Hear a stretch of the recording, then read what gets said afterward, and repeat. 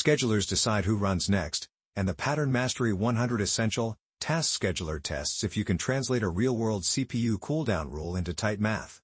Interviewers love it because brute force simulations get messy, but an elegant counting plus formula nails it in one line. Let's master it with basic and ship an optimal solution in minutes. Let's break this down. We're given a list of tasks labeled by letters, for example, A, Z, and a cooldown N.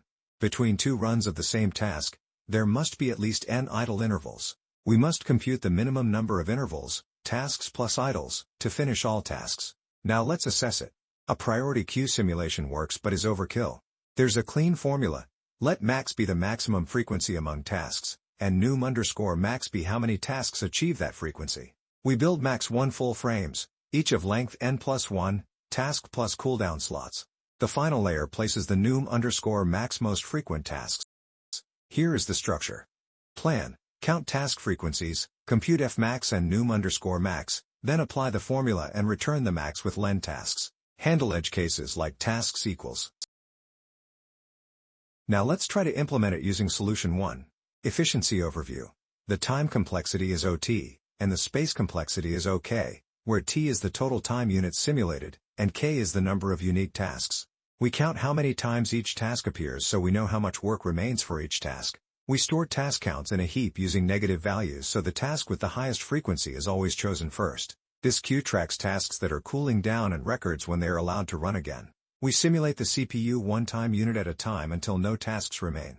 We run the most frequent available task, reduce its remaining count, and send it into cooldown if it still has work left. When a task finishes cooling down, it becomes eligible to run again and is pushed back into the heap. The total simulated time is the minimum number of intervals needed to finish all tasks. And that's how this algorithm works. It first counts task frequencies and prioritizes the most frequent tasks, then simulates execution with cooldown tracking until all tasks are completed.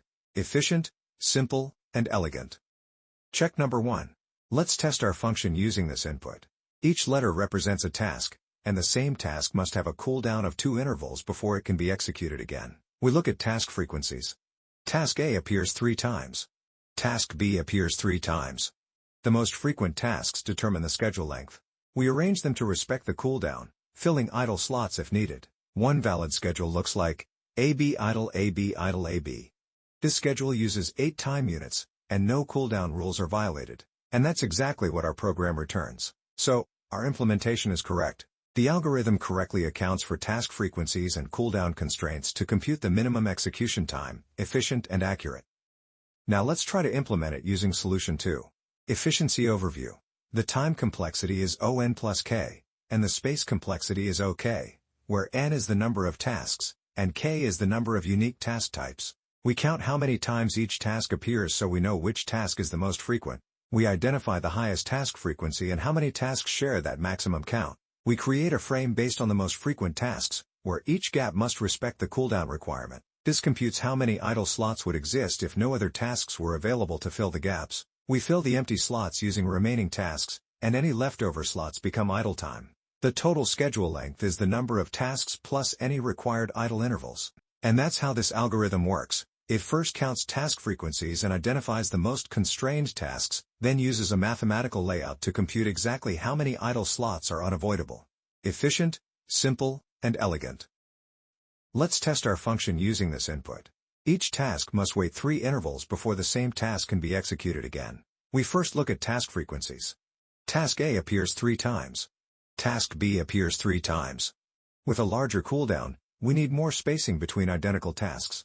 The most frequent tasks define the structure of the schedule, and any gaps that can't be filled must be idle slots. One valid schedule is AB idle idle AB idle idle AB.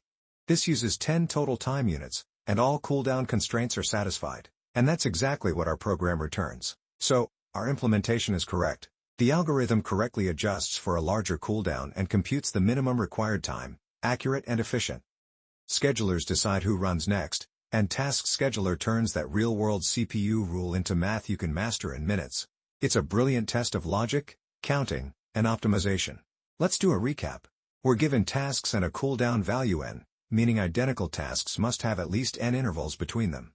The goal is to find the minimum total intervals, tasks plus any necessary idle time. While simulating with a priority queue works, it's not efficient. The elegant way is counting. Find the most frequent task, fmax, and how many tasks tie for that frequency, num_max.